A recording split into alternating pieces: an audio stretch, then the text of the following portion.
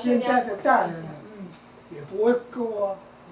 我想说，给大人先做这个联谊会能够办这个。办那个高一的，哎，对对，高一的讲习，要请老师，喜运老要师，长时间内，看多少，一个礼拜2小时一个。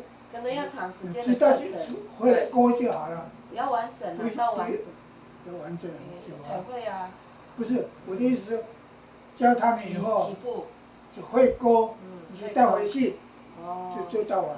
看你也勤劳不勤劳。应该这个应该算还好啦。一定会。像那个包括碗很长呀。很长，后来勾。来补，如果要等他过完，那个时间。如果要传承的话，一定要开课。会勾就给他们就结束，给他们勾到结束。这么高就可以就。一个打题外3角碗。好。这是我的意见。好，拜拜。